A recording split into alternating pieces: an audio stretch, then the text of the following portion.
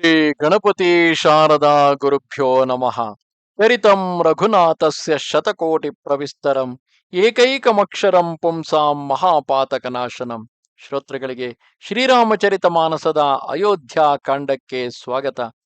ರಾಮ, ಲಕ್ಷ್ಮಣ, ಸೀತೆ ಮೂವರು ಚಿತ್ರಕೂಟದ ಹಾದಿಯಲ್ಲಿ ಸಾಗುತ್ತಿದ್ದಾರೆ. ಮಾರ್ಗ ಮಧ್ಯೆ ವಾಲ್ಮೀಕಿ ಮುನಿಗಳ ಆಶ್ರಮ ದೊರೆತಿದೆ. ಸುಂದರ ವನ, ಶೈಲ, ಸರೋವರಗಳನ್ನು ವೀಕ್ಷಿಸುತ್ತಾ ಶ್ರೀರಾಮಚಂದ್ರನು ವಾಲ್ಮೀಕಿಯ ಆಶ್ರಮಕ್ಕೆ ಬಂದನು. ಶ್ರೀರಾಮನು ನೋಡುತ್ತಾನೆ, ಮುನಿಯ ನಿವಾಸ ಅತ್ಯಂತ ರಮಣೀಯವಾಗಿದೆ.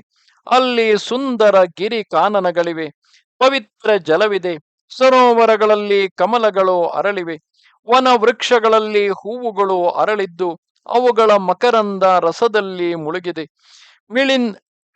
ಅವುಗಳ ಮಕರಂದ ರಸದಲ್ಲಿ ಮುಳುಗಿದ ಮಿಳಿಂದ ವೃಂದ, ಅಂದರೆ ದುಂಬಿಗಳ ವೃಂದ ಗುಂಜಾರವ ಮಾಡುತ್ತಿದೆ. ಅನೇಕ ಪಶು ಪಕ್ಷಿಗಳು ಮಧುರ ಕಲರವ ಮಾಡುತ್ತಾ ತಮ್ಮ ತಮ್ಮ ಸಹಜವಾದ ವೈರವನ್ನು ಬಿಟ್ಟು ಪ್ರಸನ್ನ ಚಿತ್ತದಿಂದ ವಿಹರಿಸುತ್ತಿವೆ. ರಾಜೀವಲೋಚನನಾದ ಶ್ರೀರಾಮನು ಪವಿತ್ರವೂ ಸುಂದರವೂ ಆದ ಆಶ್ರಮವನ್ನು ನೋಡಿ ಹರ್ಷಗೊಂಡನು. ರಘುವರನ ಬರವನ್ನು ತಿಳಿದು ಮುನಿ ವಾಲ್ಮೀಕಿಗಳು ಆತನನ್ನು ಬರಮಾಡಿಕೊಳ್ಳಲು ಅಲ್ಲಿಗೆ ಬಂದರು. ಶ್ರೀರಾಮಚಂದ್ರನು ಮುನಿಗಳಿಗೆ ದಂಡವತ್ ನಮಸ್ಕಾರ ಮಾಡಿದನು. ಮುನಿಗಳು ಅವನಿಗೆ ಆಶೀರ್ವದಿಸಿದರು. ಶ್ರೀರಾಮನ ನಿರುಪಮವಾದ ಶೋಭೆಯನ್ನು ಕಂಡು ಮುನಿಯ ಕಣ್ಣುಗಳು ತಣಿದವು. ಸಮ್ಮಾನ ಪೂರ್ವಕವಾಗಿ ಮುನಿಯು ಅವರನ್ನು ತನ್ನ ಆಶ್ರಮಕ್ಕೆ ಕರೆದೊಯ್ದರು. ಪ್ರಾಣಪ್ರಿಯ ಅತಿಥಿಯನ್ನು ಕಂಡು ವಾಲ್ಮೀಕಿ ಮುನಿಗಳು ಅವರಿಗಾಗಿ ಕಂದಮೂಲ ಫಲಗಳನ್ನು ತರಿಸಿದರು. ಸೀತಾ, ರಾಮ, ಲಕ್ಷ್ಮಣರು ಫಲಾಹಾರ ಮಾಡಿದರು. ಅನಂತರ ಮುನಿಗಳು ರಾಮನಿಗೆ ವಿಶ್ರಮಿಸಿಕೊಳ್ಳಲು ಸುಂದರ ತಾಣವನ್ನು ತೋರಿಸಿದರು. ಮುನಿಗಳು ಶ್ರೀರಾಮನ ಬಳಿ ಕುಳಿತಿದ್ದಾರೆ. ಅವನ ಮಂಗಳ ಮೂರ್ತಿಯನ್ನು ಕಣ್ತುಂಬಾ ಕಂಡು ವಾಲ್ಮೀಕಿಗಳ ಮನದಲ್ಲಿ ಅಪಾರ ಹರ್ಷವಾಗುತ್ತಿದೆ. ಆಗ ಶ್ರೀರಾಮನು ತನ್ನ ಕಮಲದಂತಹ ಕೈಗಳನ್ನು ಜೋಡಿಸಿ ಶ್ರವಣ ಸುಖದಾಯಕವಾದ ಮಾತುಗಳನ್ನು ಆಡಿದನು. ಓ ಮುನಿನಾಥ, ನೀವು ತ್ರಿಕಾಲದರ್ಶಿಗಳು, ಇಡೀ ವಿಶ್ವವೇ ನಿಮಗೆ ಕರತಲ ಬದರಿಯಂತೆ. ಹೀಗೆ ಹೇಳಿ ಅನಂತರ ಶ್ರೀರಾಮಚಂದ್ರನು ಕೈಕೇಯಿಯಿಂದ ತನಗೆ ಪ್ರಾಪ್ತವಾದ ವನವಾಸದ ವೃತ್ತಾಂತವೆಲ್ಲವನ್ನು ಅರುಹಿದನು. ಶ್ರೀರಾಮನು ಪುನಃ ಹೇಳುತ್ತಾನೆ, ಸ್ವಾಮಿ, ಪಿತೃವಾಕ್ಯ ಪರಿಪಾಲನೆ, ಮಾತೆಯ ಹಿತ, ಭರತನಂತಹ ಧರ್ಮಾತ್ಮ ಸ್ನೇಹಿ ತಮ್ಮನು ರಾಜನಾದುದು, ನಿಮ್ಮ ದರ್ಶನ ಲಭಿಸಿದುದು, ಇವೆಲ್ಲ ನನ್ನ ಪುಣ್ಯದ ಪ್ರಭಾವವೇ ಆಗಿದೆ. ಮುನೀಶ್ವರ, ನಿಮ್ಮ ಪಾದದರ್ಶನ ಮಾಡಿದ್ದರಿಂದ ಇಂದು ನಮ್ಮ ಎಲ್ಲ ಸುಕೃತಗಳು ಸಫಲವಾದವು. ಇನ್ನು ನಿಮ್ಮ ಅಪ್ಪಣೆಯಾದಲ್ಲಿ ಮುನೀಶ್ವರರಿಗೆ, ತಪೋಧನರಿಗೆ ಯಾವುದೇ ಆತಂಕವಾಗದಂತೆ ಇರುವಲ್ಲಿ ಒಂದು ರಮಣೀಯವಾದ ಪರ್ಣಕುಟಿಯನ್ನು ನಿರ್ಮಿಸಿಕೊಂಡು ಅಲ್ಲಿ ಸೀತಾ ಲಕ್ಷ್ಮಣರೊಡನೆ ವಾಸಿಸಬೇಕೆಂದು ಯೋಚಿಸಿದ್ದೇನೆ. ಏಕೆಂದರೆ ಮುನಿಗಳ ಕೋಪವು ಅಗ್ನಿ ಇಲ್ಲದೆಯೇ ರಾಜನನ್ನು ಸುಟ್ಟು ಬಿಡುತ್ತದೆ. ಬ್ರಾಹ್ಮಣರ ಸಂತೋಷವೇ ಎಲ್ಲ ಶುಭಗಳಿಗೆ ಮೂಲವು. ಭೂಸುರರ ಕೋಪವು ಕೋಟಿ ಕುಲಗಳನ್ನು ಸುಟ್ಟುರಹುತ್ತದೆ. ಇದೆಲ್ಲವನ್ನು ಮನಗಂಡು ನಾನು ಸೀತಾಲಕ್ಷ್ಮಣರೊಡನೆ ಎಲ್ಲಿಗೆ ಹೋಗಲಿ ತಿಳಿಸಿರಿ. ಅಲ್ಲಿ ಚೆಲುವಾದ ಪರ್ಣ ತೃಣಶಾಲೆಯನ್ನು ನಿರ್ಮಿಸಿಕೊಂಡು ಕೆಲಕಾಲ ವಾಸ ಮಾಡ ಬಯಸುತ್ತೇನೆ. ರಘುವರನ ಸಹಜ ಸರಳ ವಾಣಿಯನ್ನು ಕೇಳಿ ಜ್ಞಾನಿಯಾದ ಮುನಿಯು ಇಂತೆಂದನು, ಸಾಧು ಸಾಧು, ಓ ರಘುಕುಲ ತಿಲಕ, ಚೆನ್ನಾಗಿಯೇ ಹೇಳಿದೆ. ಯಾವಾಗಲೂ ವೇದ ಮರ್ಯಾದೆಯನ್ನು ಕಾಪಾಡುವ ನೀನು ಹೀಗೆ ನುಡಿಯುವುದು ಯೋಗ್ಯವೇ ಆಗಿದೆ. ರಾಮಚಂದ್ರ, ನೀನು ವೇದ ಮರ್ಯಾದೆಯನ್ನು ಕಾಪಾಡುವ ಜಗದೀಶ್ವರನಾಗಿರುವೆ. ಆದಿಶಕ್ತಿಯು ಕರುಣಾಮೂರ್ತಿಯೂ ಆದ ಜಾನಕಿ ದೇವಿಯೇ ಮಾಯೆಯು. ಅವಳು ನಿನ್ನ ಕಣ್ಸನ್ನೆಯಂತೆ ಜಗತ್ತಿನ ಉತ್ಪತ್ತಿ ಸ್ಥಿತಿ ಸಂಹಾರವನ್ನು ಮಾಡುವಳು. ಸಹಸ್ರ ಶೀರ್ಷನೂ ಆಹೀತನೂ ಮಹೀಧರನೂ ಆದ ಚರಾಚರ ಸ್ವಾಮಿ ಆದಿಶೇಷನೇ ಲಕ್ಷ್ಮಣನು. ದೇವತೆಗಳ ಕಾರ್ಯಸಿದ್ಧಿಗಾಗಿ ನೀನು ರಾಜ ಶರೀರವನ್ನು ಧರಿಸಿಕೊಂಡು ದುಷ್ಟ ರಾಕ್ಷಸರ ಸೇನೆಯನ್ನು ನಾಶ ಮಾಡಲಿಕ್ಕಾಗಿ ಹೊರಟಿರುವೆ. ಹೇ ರಾಮ, ನಿನ್ನ ಸ್ವರೂಪವು ಮಾತಿಗೂ ಬುದ್ಧಿಗೂ ಅಗೋಚರ. ಅದು ಅವ್ಯಕ್ತವೂ ಅವರ್ಣನೀಯವೂ ಅನಂತವೂ ಆಗಿದೆ. ಅದನ್ನು ವೇದಗಳು ಕೂಡ ನೇತಿ ನೇತಿ ಎಂದು ಹೇಳಿ ವರ್ಣಿಸುತ್ತವೆ. ರಾಮ, ಈ ಜಗತ್ತು ನಿನ್ನ ಲೀಲಾ ವಿಲಾಸವು, ನೀನು ಇದರ ದೃಷ್ಟಾರನು. ಬ್ರಹ್ಮ ವಿಷ್ಣು ಮಹೇಶ್ವರರನ್ನು ನೀನು ಕುಣಿಸುವವನು. ಅವರೂ ಕೂಡ ನಿನ್ನ ಮರ್ಮವನ್ನು ಅರಿಯದಿರುವಾಗ ಬೇರಾರು ತಾನೇ ನಿನ್ನನ್ನು ತಿಳಿಯಬಲ್ಲರು. ನೀನು ಯಾರಿಗೆ ಸ್ವತಃ ತಿಳಿಸಿಕೊಡುವೆಯೋ ಅವರೇ ನಿನ್ನನ್ನು ಅರಿಯಬಲ್ಲರು. ನಿನ್ನನ್ನು ಅರಿಯುತ್ತಲೇ ಅವರು ನಿನ್ನ ಸ್ವರೂಪರೇ ಆಗಿಬಿಡುತ್ತಾರೆ. ಓ ರಘುನಂದನ, ಭಕ್ತ ಹೃದಯ ಚಂದನ, ನಿನ್ನ ಕೃಪೆಯಿಂದಲೇ ಭಕ್ತರು ನಿನ್ನನ್ನು ತಿಳಿಯಬಲ್ಲರು. ನಿನ್ನ ದೇಹವು ಪಾಂಚ ಭೌತಿಕವಲ್ಲ, ಅದು ಚಿದಾನಂದಮಯವೂ ವಿಕಾರರಹಿತವೂ ಆಗಿದೆ.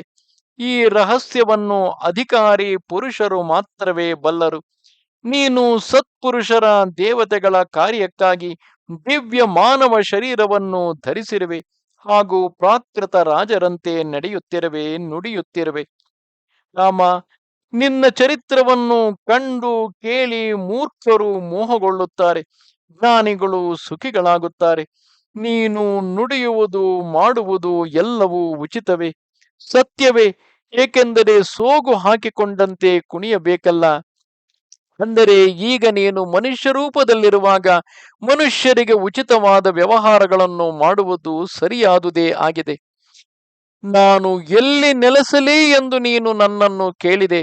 ಆದರೆ ಮೊದಲಿಗೆ ನೀನು ಇಲ್ಲದ ಸ್ಥಳವನ್ನು ತಿಳಿಸು, ಆಗ ನಾನು ನೀನು ಇರಬಹುದಾದ ಸ್ಥಳವನ್ನು ಸೂಚಿಸುತ್ತೇನೆ. ಮುನಿಯ ಪ್ರೇಮಾರ್ದ್ರ ವಾಣಿಯನ್ನು ಕೇಳಿ ರಾಮಚಂದ್ರನು ಸ್ವಲ್ಪ ಸಂಕೋಚಪಟ್ಟು ಮುಗುಳ್ನಕ್ಕನು. ವಾಲ್ಮೀಕಿಗಳು ನಕ್ಕು ಅಮೃತ ಸಿಕ್ತವಾದ ಮಧುರ ವಾಣಿಯಲ್ಲಿ ಇಂತೆಂದರು. ಓ ರಾಮ, ಸೀತಾ ಲಕ್ಷ್ಮಣ ಸಮೇತನಾಗಿ ನೀನು ಇರಬಹುದಾದ ಸ್ಥಾನವನ್ನು ಈಗ ಹೇಳುತ್ತೇನೆ ಕೇಳು. ಹಗಲು ರಾತ್ರಿ ನಿನ್ನ ದಿವ್ಯ ಕಥಾರೂಪಿ ನದಿಗಳಿಂದ ಸಮುದ್ರದಂತಿರುವ ಕಿವಿಗಳು ಎಂದಿಗೂ ತುಂಬುವುದಿಲ್ಲವೋ? ಅಂತಹವರ ಹೃದಯಗಳು ನಿನಗೆ ಸುಂದರವಾದ ಸದನಗಳು. ನಿಮ್ಮ ದರ್ಶನವೆಂಬ ಮೇಘಕ್ಕಾಗಿ ಯಾರು ತಮ್ಮ ಕಣ್ಣುಗಳನ್ನು ಚಾತಕವನ್ನಾಗಿ ಮಾಡಿಕೊಂಡಿದ್ದಾರೋ, ಯಾರು ದೊಡ್ಡ ದೊಡ್ಡ ನದಿ ಸಮುದ್ರ ಸರೋವರಗಳನ್ನು ಕಡೆಗಣಿಸಿ ನಿಮ್ಮ ರೂಪದ ಒಂದು ಬಿಂದು ಮಾತ್ರದಿಂದ ಸುಖಿಗಳಾಗುವರು, ಅಂತಹವರ ಸುಖದಾಯಕವಾದ ಹೃದಯ ಸದನದಲ್ಲಿ ನೀನು ಸೀತಾ ಲಕ್ಷ್ಮಣ ಸಮೇತ ನೆಲೆಸು. ನಿನ್ನ ಯಶಸ್ಸೆಂಬ ನಿರ್ಮಲ ಮಾನಸ ಸರೋವರದಲ್ಲಿ ನಿನ್ನ ಸದ್ಗುಣಗಳಿಂದ ಮುತ್ತುಗಳನ್ನು ಹಂಸದಂತೆ ಯಾರು ತಮ್ಮ ನಾಲಿಗೆಯಿಂದ ನೆಕ್ಕುತ್ತಾರೋ, ಅಂದರೆ ಸದಾ ಕಾಲ ನಿನ್ನ ಗುಣಗಾನ ಮಾಡುತ್ತಾರೋ, ಅಂತಹವನ ಹೃದಯದಲ್ಲಿ ನೀನು ನೆಲೆಸು. ರಾಮ, ಯಾವ ನಾಸಿಕವು ಪ್ರಭುವಿನ ಪವಿತ್ರವೂ ಸುಗಂಧಿತವೂ ಆದ ಪ್ರಸಾದವನ್ನು ನಿತ್ಯವೂ ಆದರದಿಂದ ಆಘ್ರಾಣಿಸುತ್ತದೋ, ನಿನಗೆ ಅರ್ಪಿಸಿ ಯಾರು ಭೋಜನ ಮಾಡುವರು, ಯಾರು ನಿನ್ನ ಪ್ರಸಾದ ರೂಪವಾಗಿ ವಸ್ತ್ರಾಭೂಷಣಗಳನ್ನು ಧರಿಸುವರು, ಯಾರ ಮಸ್ತಕವು ದೇವರು ಗುರುಗಳು ದ್ವಿಜರು ಇವರನ್ನು ಕಂಡ ಕೂಡಲೇ ಪ್ರೇಮದಿಂದ ವಿನಮ್ರವಾಗಿ ಬಾಗುವುದು, ಯಾರ ಕೈಗಳು ನಿತ್ಯವೂ ರಾಮಚಂದ್ರನಾದ ನಿನ್ನ ಚರಣಗಳನ್ನು ಪೂಜಿಸುತ್ತವೆಯೋ, ಯಾರ ಹೃದಯದಲ್ಲಿ ಶ್ರೀರಾಮಚಂದ್ರನಾದ ನಿನ್ನ ಭರವಸೆ ಇಲ್ಲದೆ ಬೇರೆ ಭರವಸೆ ಇಲ್ಲವೋ, ಯಾರ ಚರಣಗಳು ಶ್ರೀರಾಮನಾದ ನಿನ್ನ ತೀರ್ಥಗಳಿಗೆ ನಡೆದು ಹೋಗುತ್ತವೋ, ರಾಮ, ಅಂತಹವರ ಮನಸ್ಸಿನಲ್ಲಿ ನೆಲೆಸುವವನಾಗು. ಯಾರು ಪ್ರತಿದಿನವೂ ನಿನ್ನ ಮಂತ್ರರಾಜವನ್ನು ಜಪಿಸುತ್ತಾ ಪರಿವಾರ ಸಹಿತ ನಿನ್ನನ್ನು ಪೂಜಿಸುವರೋ ಅವರ ಹೃದಯದಲ್ಲಿ ವಾಸವಾಗಿರು. ಯಾರು ಅನೇಕ ವಿಧದಿಂದ ತರ್ಪಣ ಹೋಮಗಳನ್ನು ಮಾಡುವರು, ಬ್ರಾಹ್ಮಣರಿಗೆ ಭೋಜನ ಮಾಡಿಸಿ ಕೈತುಂಬ ದಾನ ಕೊಡುವರು, ಯಾರು ಗುರುವನ್ನು ತಮ್ಮ ಹೃದಯದಲ್ಲಿ ನಿನಗಿಂತಲೂ ಹೆಚ್ಚೆಂದು ತಿಳಿದು ಅವರ ಸೇವೆ ಮಾಡುವರು, ಇವೆಲ್ಲ ಕರ್ಮಗಳನ್ನು ಮಾಡಿ ಎಲ್ಲದರ ಏಕೈಕ ಫಲವಾದ ಶ್ರೀರಾಮನ ಚರಣಗಳಲ್ಲಿಯೇ ಯಾವಾಗಲೂ ನನಗೆ ಭಕ್ತಿ ಇರಲಿ ಎಂಬುದನ್ನು ಯಾರು ಆಶಿಸುತ್ತಾರೋ, ಅಂತಹವರ ಮನಮಂದಿರದಲ್ಲಿ ನೀನು ಸೀತಾ ಲಕ್ಷ್ಮಣ ಸಹಿತನಾಗಿ ವಾಸ ಮಾಡುವವನಾಗು. ಓ ರಘುರಾಮ, ಯಾರಲ್ಲಿ ಕಾಮ ಕ್ರೋಧ ಮದ ಅಭಿಮಾನ ಮೋಹ ಲೋಭ ಕ್ಷೋಭೆಗಳಿಲ್ಲವೋ, ರಾಗದ್ವೇಷಗಳಿಲ್ಲವೋ, ಕಪಟ ಜಂಭ ಮಾಯೆಯಿಂದ ದೂರವಿರುವರು, ಅವರ ಹೃದಯದಲ್ಲಿ ನೀನು ನೆಲೆಸು. ಯಾರು ಎಲ್ಲರಿಗೆ ಪ್ರಿಯರು, ಎಲ್ಲರಿಗೆ ಹಿತಕಾರಿಗಳು, ಸುಖ ದುಃಖ ನಿಂದ ಸ್ತುತಿಗಳು ಸಮಾನವಾಗಿರುವವು. ಯೋಚಿಸಿ ಸತ್ಯವನ್ನು ಪ್ರಿಯವನ್ನು ನುಡಿಯುವರು. ಜಾಗೃತಿ ಸುಪ್ತಾವಸ್ಥೆಯಲ್ಲಿಯೂ ನಿನ್ನಲ್ಲಿ ಶರಣಾಗುವರು. ಯಾರಿಗೆ ನಿನ್ನ ಬಿಟ್ಟು ಬೇರೆ ಗತಿಯೇ ಇಲ್ಲವೋ ಪರನಾರಿಯನ್ನು ತಾಯಿ ಎಂದು ಕಾಣುವರು. ಪರರ ಧನವನ್ನು ವಿಷಕ್ಕಿಂತ ಭಯಂಕರವೆಂದು ಬಗೆಯುವರು. ಯಾರು ಬೇರೆಯವರ ಸಂಪತ್ತನ್ನು ಕಂಡು ಹರ್ಷಿತರಾಗುವರು, ಬೇರೆಯವರ ವಿಪತ್ತನ್ನು ನೋಡಿ ವಿಶೇಷವಾಗಿ ದುಃಖಿತರಾಗುವರು. ರಾಮ, ಯಾರಿಗೆ ನೀನು ಪ್ರಾಣಗಳಿಗಿಂತಲೂ ಪ್ರಿಯನಾಗಿರುವೆಯೋ ಅಂತಹವರ ಹೃದಯವು ನಿನಗೆ ವಾಸಿಸಲು ಯೋಗ್ಯ ಭವನವಾಗಿದೆ. ಪ್ರಭು, ಯಾರಿಗೆ ಸ್ವಾಮಿ, ಸ್ನೇಹಿತ, ತಂದೆ, ತಾಯಿ, ಗುರು ಹೀಗೆ ಎಲ್ಲವೂ ನೀನೇ ಆಗಿರುವೆಯೋ ಅಂತಹವರ ಮನಮಂದಿರದಲ್ಲಿ ಸೀತಾ ಸಹಿತ ನೀವಿಬ್ಬರು ಸೋದರರು ವಾಸವಾಗಿರಿ. ಯಾರು ಅವಗುಣಗಳನ್ನು ಬಿಟ್ಟು ಎಲ್ಲರ ಸದ್ಗುಣಗಳನ್ನು ಗ್ರಹಿಸುವರು, ಗೋಬ್ರಾಹ್ಮಣರಿಗಾಗಿ ಆಪತ್ತನ್ನು ಸಹಿಸುವರು, ನೀತಿ ನೈಪುಣ್ಯಗಳ ಮೂಲಕ ಜಗತ್ತಿನಲ್ಲಿ ನಿಯಮ ನಿಬಂಧನೆಗಳನ್ನು ಪಾಲಿಸುವರು, ಅವರ ಸುಂದರ ಮನಸ್ಸು ನಿನಗೆ ಮನೆಯಾಗಿದೆ. ಯಾರು ಗುಣಗಳನ್ನು ನಿನ್ನವು ಹಾಗೂ ದೋಷಗಳನ್ನು ತನ್ನವು ಎಂದು ತಿಳಿಯುತ್ತಾರೋ ಎಲ್ಲ ವಿಧದಿಂದ ನಿನ್ನ ಭರವಸೆಯನ್ನೇ ಇರಿಸಿಕೊಂಡಿರುವರು. ರಾಮ ಭಕ್ತರು ಯಾರಿಗೆ ಪ್ರಿಯರಾಗಿರುವರು ಅವರ ಹೃದಯದಲ್ಲಿ ಸೀತೆಯೊಂದಿಗೆ ವಾಸಿಸು. ತಮ್ಮ ಜಾತಿಯನ್ನು, ಬಂಧುಗಳನ್ನು, ಸಂಪತ್ತನ್ನು, ಲೌಕಿಕವಾದ ಸರ್ವ ಧರ್ಮಗಳನ್ನು, ಕೀರ್ತಿ ಪ್ರತಿಷ್ಠೆಯನ್ನು, ಪ್ರಿಯ ಪರಿವಾರವನ್ನು, ಸುಖ ಸಂತೋಷ ಕೊಡುವ ಮನೆಯನ್ನು ತೊರೆದು ಕೇವಲ ನಿನ್ನನ್ನೇ ಹೃದಯದಲ್ಲಿ ಇರಿಸಿಕೊಳ್ಳುವವರ ಮನಸ್ಸೇ ನಿನಗೆ ವಾಸಸ್ಥಾನವು. ಧನುರ್ಬಾಣಧಾರಿಯಾದ ನಿನ್ನನ್ನು ಸರ್ವತ್ರ ದರ್ಶಿಸುವವರು, ಸ್ವರ್ಗ ನರಕ ಮೋಕ್ಷ ಇವುಗಳನ್ನು ಸಮಾನವೆಂದು ತಿಳಿಯುವವರು, ಮನೋವಾಕ್ಕಾಯ ಕರ್ಮಗಳಿಂದ ನಿನಗೆ ದಾಸರಾದವರು ಪರಮ ಭಕ್ತರು. ಅಂತಹವರ ಹೃದಯದಲ್ಲಿ ವಾಸಿಸುವವನಾಗು. ನಿನ್ನ ಮೇಲೆ ಸಹಜ ಪ್ರೇಮ ಉಂಟಾಗಿ ಬೇರೇನನ್ನು ಅಪೇಕ್ಷಿಸದೆ ಇರುವವರ ಮನಸ್ಸಿನಲ್ಲಿ ನೀನು ನಿರಂತರ ನಿವಾಸ ಮಾಡು. ಅದೇ ನಿನ್ನ ನಿಜವಾದ ಮನೆಯಾಗಿದೆ. ಈ ವಿಧವಾಗಿ ಮುನಿಶ್ರೇಷ್ಠರಾದ ವಾಲ್ಮೀಕಿಗಳು ಶ್ರೀರಾಮಚಂದ್ರನಿಗೆ ನಿವಾಸ ಸ್ಥಾನವನ್ನು ತೋರಿಸಿದರು. ಅವರ ಪ್ರೇಮಪೂರ್ಣವಾದ ವಚನಗಳನ್ನು ಕೇಳಿ ರಾಮನ ಮನಸ್ಸಿಗೆ ಹಾಯೆನಿಸಿತು. ಮತ್ತೆ ಮುನಿಗಳು ನುಡಿಯುತ್ತಾರೆ, ಎಲೈ ಸೂರ್ಯಕುಲ ತಿಲಕ, ನಿನಗೆ ಒಂದು ಸುಖಪ್ರದವಾದ ನಿವಾಸ ಸ್ಥಾನವನ್ನು ಹೇಳುತ್ತೇನೆ. ನೀನು ಚಿತ್ರಕೂಟ ಪರ್ವತದಲ್ಲಿ ವಾಸ ಮಾಡು. ಅಲ್ಲಿ ನಿಮಗೆ ಎಲ್ಲ ವಿಧವಾದ ಅನುಕೂಲಗಳಿವೆ. ಮನೋಹರವಾದ ಪರ್ವತ, ಸುಂದರವಾದ ವನಗಳು ಇವೆ. ಅದು ಕರಿ ಕೇಸರಿ ಅಂದರೆ ಆನೆ, ಸಿಂಹ, ಹರಿಣ ಮತ್ತು ವಿಹಗಗಳ ವಿಹಾರ ಸ್ಥಳವಾಗಿದೆ. ಅತ್ರಿ ಮಹರ್ಷಿ ಪತ್ನಿಯಾದ ಅನಸೂಯಾ ದೇವಿಯು ತನ್ನ ತಪಪ್ರಭಾವದಿಂದ ತಂದಿರುವ ಪವಿತ್ರ ಮಂದಾಕಿನಿ ನದಿಯು ಅಲ್ಲಿದೆ. ಅದು ಪುರಾಣ ಪ್ರಸಿದ್ಧವಾಗಿದೆ. ಅದು ಗಂಗೆಯ ಒಂದು ಧಾರೆಯಾಗಿದೆ. ಅದು ಎಲ್ಲ ರೀತಿಯ ಪಾತಕ ಶಿಶುಗಳನ್ನು ತಿನ್ನುವ ಡಾಕಿನಿಯು. ಅಲ್ಲೇ ಅತ್ರಿಯೇ ಮೊದಲಾದ ಮುನಿಗಳು ವಾಸಿಸುತ್ತಾರೆ. ಅವರು ಯೋಗ ಜಪ ತಪಗಳಿಂದ ಶರೀರವನ್ನು ಸವೆಸುತ್ತಿದ್ದಾರೆ.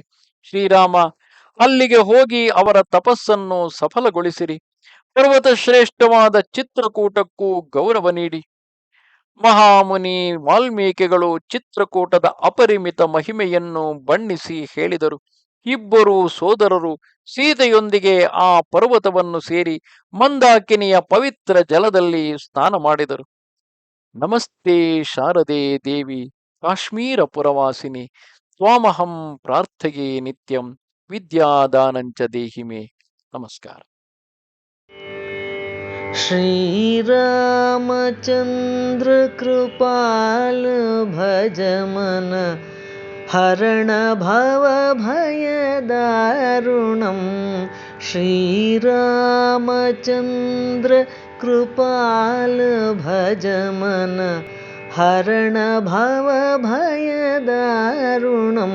श्रीराम श्रीराम श्रीराम श्रीराम श्रीराम.